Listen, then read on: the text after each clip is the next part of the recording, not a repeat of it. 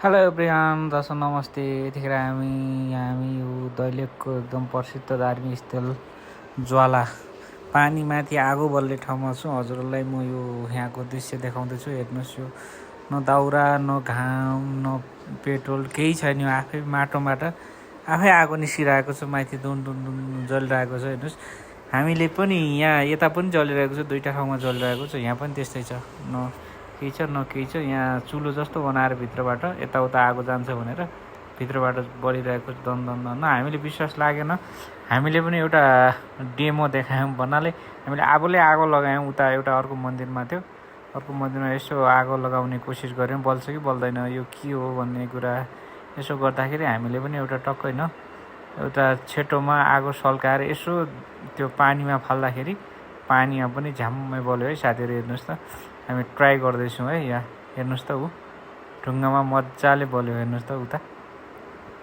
त्यो कारणले गर्दा पहिला भन्न त सुनेको थियौँ, त्यही कारणले त अहिले हामीलाई विश्वास थिएन। अहिले त हामीले आफैले यसो आफै आगो लगाएर हेर्दाखेरि ऊ मजाले जल्यो क्या, आगो दन बल्यो। पहिला यो उसमा त्यही आगो लाग्ने क्रममा एकजना जलेर पनि मरेको भन्ने कुरा सुनेको थियौँ यसमा। त्यही भएर डरले बाहिरबाट यसो छेटामा आगो लगाएर सल्काएर त्यो उसमा लगाएको मजाले बलिरहेको छ। हेर्नु साथीहरू है त, एकदम रमाइलो भयो एकदम साँच्चै।